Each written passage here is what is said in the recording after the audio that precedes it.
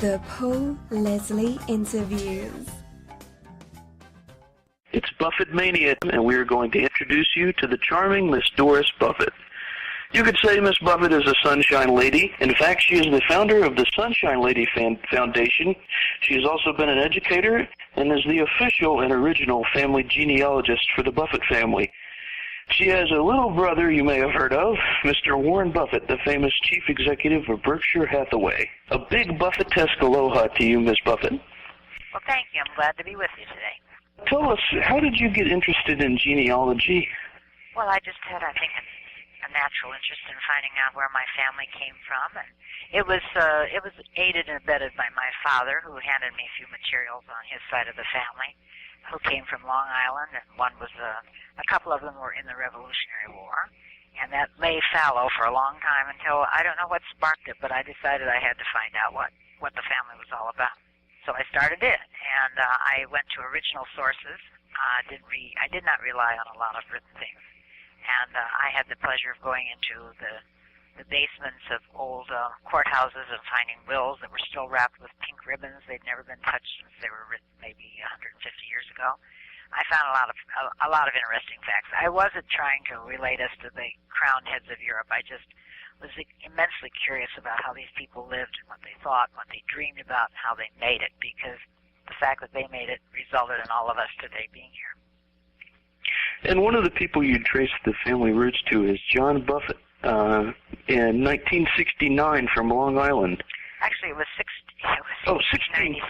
Right, 1696. Yeah, John Buffett married Hannah Titus in Huntington, New York at that time, and thank goodness he signed a dower agreement, because that's really just about all that has lasted, and he promised $50 in gold, and he said in this dower agreement that he was a serge weaver, and that's the only clue we have. He could sign his name, which was pretty good in those days, and having the money in gold meant he had some substance. And he then turned up exchanging property. As one town historian said to me, in those days he felt that they all sat around all winter long, every night, and exchanged properties. So he added to and subtracted from what he owned, and he was a farmer and a weaver, because somebody has a quilt that one of his grandsons, not a quilt, but a bed covering that one of his grandsons has made. So it was passed down on the other side of the family to some degree. But all the rest of the Buffetts were mainly farmers. There were a few seamen, but mainly they were farmers. So nobody did anything very exciting, but they were good citizens. They served on various committees when New York was a colony, and they fought in the Revolution, the Great Battle of Long Island. So I found them to be sturdy and reliable and steady and hardworking and good stock, good yeoman stock there. And what part of Europe do you trace the Buffett family from? Well, that's a really big mystery, because my father always told me that we were French Huguenots, and actually there were two sides of the family, and they lost contact a long time ago, and yet their oral tradition was exactly the same. So I went over to England, and I went to the French Huguenot Society, and I went through everything they had, and I went to the Weavers Guild House, which had records going back beginning of time, I think, and I found plenty of Buffetts. And actually the Huguenots at that period in the 17th century were the weavers of the world, and a lot of them settled in the east part of London, but they seemed to me to be silk weavers more than serge weavers, and none of them was thoughtful enough to leave a will saying, "And to my son John, who went to the New World, I bequeath, 20 shillings." So I was unable to find a contact there, and I went to the Channel Islands, because there was a Buffett there, and then later on I went up to Newfoundland and checked out Buffetts there, all of whom were related more to Jimmy Buffett than our family. I was hoping to find a connection, but I wasn't able to. So you said you were looking for a connection, but in your personal opinion, from your research, do you think Jimmy Buffett and Warren Buffett are related? Well, they certainly share the same interest in making money. Yeah. But I'll tell you one intriguing thing. Many Buffetts who were fishermen on the southern shores of Newfoundland migrated. Some of them came down to Boston, but many more of them went to Nova Scotia and then into other parts of Canada. So for a while I was corresponding, well, I still correspond intermittently with a very nice guy in Canada. And one day he sent me a picture of himself and his sisters, and I nearly fell over because he is absolutely could be not a fraternal, but an actual twin of my father. And that blew me away. I showed it to Warren and my sister Bertie, and we were all just thrown by the resemblance. My father didn't have a face that you saw everywhere. Here was this man who showed up looking exactly the same, and he was from the same general stock that Jimmy's from. So maybe there is something. It's not a terribly common name, but on the other hand, you dig into the name part very far, and you find out people, because they were illiterate, whoever the scribes were, took down what they heard. Some spelled it B-O-V-E-T-T. There are just all kinds of variations on the theme. So I just think it'd be fun to find out. My brother plays the ukulele. Jimmy plays the guitar. Now, that doesn't prove a thing, but it just would be kind of fascinating to jump a couple hundred years back and find out if there was a connection.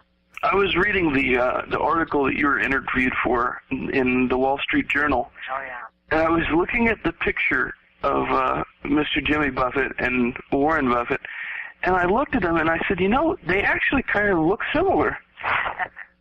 Well, I mean, they don't look dissimilar, and in coloring they're pretty much the same, but we'll just have to do this DNA thing and see if it shows up that way. I think he calls Warren Uncle Warren. He calls me Aunt Doris.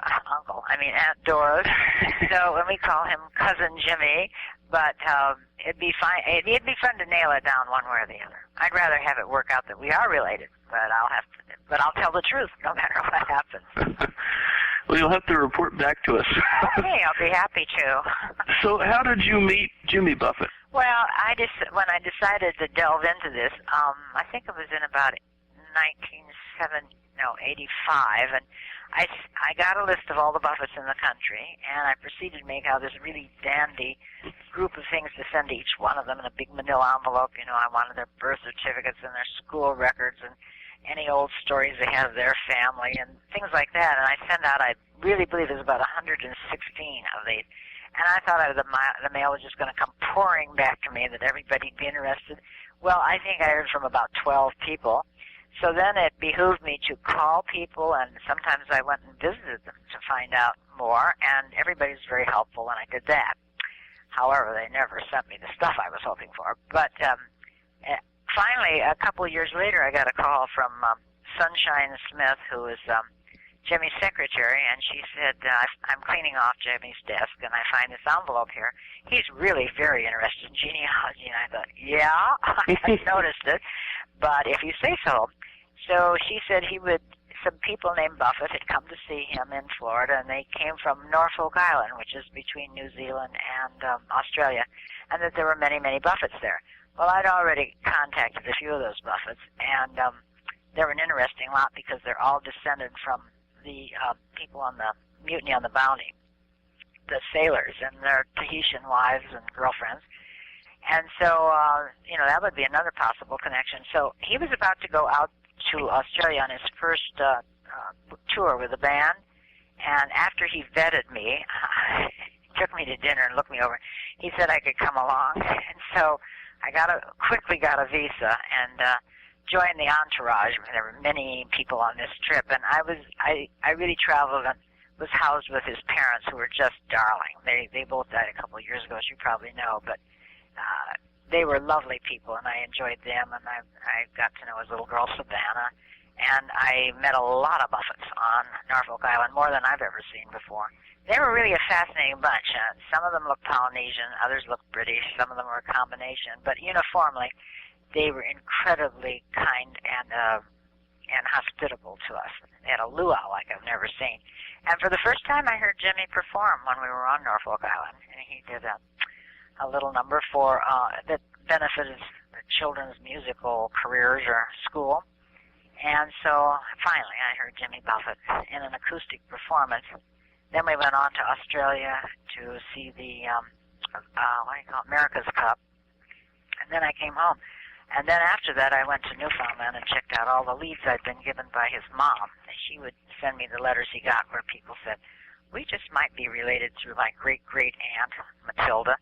And I found some terrific Buffetts up in Newfoundland, but I couldn't make the connection, partly because while they kept pretty good records up there, they'd only collect them once or twice every couple of years. A boat would go out and hit all these little teeny settlements and write down births and deaths, and then invariably the boat would sink, and so there was never any really good train of lots of Buffetts, but none of them connected. So I turned all that literature over to the Genealogical Society up there in St. John's, and came back home and continued working on the ones I knew something about, and then I've gotten that all compiled, and it's in the Huntington Historical Society, because that's where we started out. That's sort of a long-winded answer, but it's been a fun journey. I mean, I nearly got killed twice. Oh, my gosh. Too much for little, old ladies in tennis shoes doing the genealogy. But I met a lot of really helpful and nice people. Genealogists help each other. Amateurs do. And they'll always point you off in another direction, give you a lead, and tell you something you didn't know. And they're a very friendly and generous group. So I've enjoyed all my work with them. And some of them are really detectives. They are so good at finding things out. Fortunately, I'd worked for a district attorney for a little while, so I learned that when you come to an obstacle, you find a way over it, under it, or somehow, check it out one way or another. And that's really the fun of genealogy. You mentioned the trip to Norfolk Island. What is the island like? You mentioned hanging out with the Norfolk Buffetts, but yeah, well, it's actually 3 by 5. That's easy to remember. 3 miles by 5 miles, and it's a beautiful, beautiful island. It's sort of mountainous. They are so trusting over there and live such a simple, good life that they have no police force because they don't need one. And we were told that if you had a $20 bill, it was a good idea to sign it, so if you lost it, they could return it to you. And I thought, I can't believe that people are still living like this. This is wonderful. So it is also, there's no port for Norfolk Island, none at all. And it was the second most infamous settlement for British prisoners when they had the great movement to send them off to Australia or parts near there. When they were clearing out, they'd run out of space in jails in England, and they could, I think there was something like 500 reasons you could be executed. All kinds of, steal a loaf of bread and you were deported. And 5-year-old kids were sent, and 93-year-old men were sent, and they were treated so inhumanly. It was terrible. Some of them would do bad things just to be able to be shot. And they spoke about how their bones stuck through they were glistening white bones in their back because they were beaten so often. So it was a horror story. It was a beautiful island, but it was hell on earth, and there was no way off of it because there was no place that had water that you could swim to. I mean, water to drink. So it has quite a lurid past, and now it's as peaceful and trusting and good-hearted as you wouldn't believe it existed on the face of this earth, but that's the way it is over there. You mentioned earlier about the fact that Jimmy Buffett plays the guitar, and your brother Warren is a ukulele player. He plucks the ukulele. And his son is a musician, Peter Buffett. Oh, Peter is. Yeah. Peter is a bona fide musician. He was playing one of those little toy pianos when he was 3 years old, and he's never lost his interest, and his skill has grown, and he has a lot of talent and a lot of soul for music. So maybe there's some kind of Buffett gene that has to do with music. Yes, well, it went right by me. But my son plays a stand-up bass, so maybe we can make a case for that. They're very engaging people, I will say that. You don't run into too many dull people. But steady. But that doesn't have to be the same as dull. What is something about Warren or Jimmy that you think people would be surprised to know? I think most people would be very surprised to know that Warren has one of the best senses of humor. that exists. He's incredibly funny. He's very witty, and that's a large part of his personality in his everyday life. I always look forward to being with him because I know I'm going to laugh. And he's never unkind with the humor. I have to say that, and he's self-deprecating. There's a little bit of him there in Warren, and we might tie that in with Jimmy, I suppose. And Jimmy is more of a businessman than people realize, I think. I was thinking about a really clever illustration that could appear, and I was thinking about having a picture of Warren wearing a Hawaiian shirt, playing his ukulele, and he's calling Jimmy, and Jimmy's in his office with his suit on, just the opposite of what you'd expect. Well, I tell you, they did something like that in, let's see, which magazine was that, or paper? No, it was a magazine. I think it was Forbes, probably, some years back. Warren had on a Hawaiian shirt, and he was helping Jimmy, who was grimacing, put on a tie the tie. So, yeah, well, they came. One thing is I thought was kind of interesting. A couple of years ago, I took my family down after Christmas to Key West because we'd never been there. And after I of course went over to we all went to Margaritaville, of course, and then we went to the offices and talked to some people there who were very nice. But after I'd been there a while, I realized that Key West could produce Jimmy. Omaha, Nebraska probably never could have, and Warren would never have come out of Key West. So they're sort of a product of their environment to some extent. I think that's just my theory, half-baked theory. That's interesting. Mm-hmm. Tell us about the Sunshine Lady Foundation and how you got inspired to start that. Well, I started it in 1996 when my mother died and left me money, and I'd already set up a 501c3, a charitable foundation. I'd gone through the paperwork because my mother was 93, so it was inevitable. And I've always loved to share good things with people. That's with all my faults, I have that one redeeming characteristic. And I felt that with this money, which obviously I'd never earned, but I felt I could be as good a steward, the best. I would attempt to be the best steward of it possible. So I started right in and concentrated on just a few areas, and we've enlarged that a little bit. But I have 10 wonderful younger women working with me, and we're a great team. And they too have a sense of humor, and we love our work. The first thing I do is I help educate women who have been survivors of domestic violence, and that changes their lives, changes their children's lives, and they do not go back to being battered. And so that, right now I have 532 women from Hawaii on east, and the letters I get from them and the results of this program are nothing short of phenomenal. It's just thrilling to read the letters because they're grabbing this chance and they're making the most of it. Tell us when we can expect to know the results of the DNA test. Well, Is there any idea? I would have done it by now, but I've had 2 bouts with cancer, and the latest one was this summer, and I'm okay, but it slowed me down.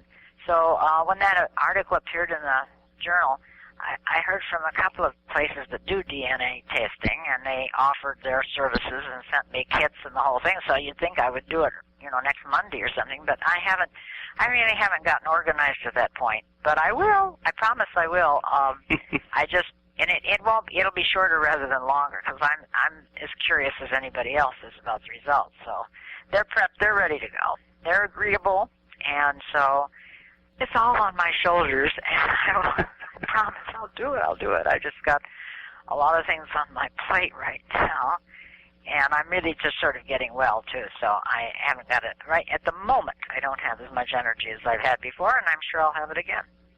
So that's the indefinite answer to your question. Well, the question is gripping all of America. Well, the listeners at home can tune into the next episode, the episode after when that happens, and we'll tell them who or whether we'll open the sealed envelope. Yeah, right. Ladies and gentlemen. You want to know? No, they are not related. Oh. Yes, they are, whatever. But, okay. Okay. My last question is my favorite question to ask everyone. Yeah? And that is, since this goes out all over the world, what would you like to say to the world? Well, I think we should all be kinder to one another. In genealogy, you find out that no matter where you or I go in the world, we're no further distant than a 30th cousin with every single person on the face of the earth. So that idea of one big family, a brotherhood of man, really does exist. If you think that the next person you meet, if you go to Africa or South America or Antarctica, Russia, they're no more than a 30th cousin. Now, that's not a whole lot of difference. And I checked this out. I had read in a book it was 50th cousin, but I checked it out, and it's 30th cousin. I just think we could afford to be a lot nicer to each other and helpful. I think life is extremely tough, and it's tougher for some people than it is for others. And I just don't know why we can't lend a helping hand. I guess that's what I would hope for. We could sure solve a lot of problems if people get on board. And if they can't get on board, just get out of the way. And just remember, it isn't why do you do things, it's why not. You have chances almost daily to do something good. Small, big, whatever. Oddball, standard. And there's a lot of goodwill in people, we know that. And I just like to see it be recognized and see it flourish, because I think we could afford to be a whole lot kinder to each other. That's it. Well, thank you so much for your time, Mrs. Buffett. You are a woman of the century. Now I'm just a white-haired grandma here trying to get by. But I appreciate being asked to talk, and I wish all of your listeners well, and let's keep the good times rolling there at those concerts. Yeah. I went to one and sat on the stage. Oh, my, that was an experience. I took my grandson. He was about 6 at the time, and look out at all those people, sharks to the left or whatever, fins to the right. It was a great experience. So keep it up and be kind to one another.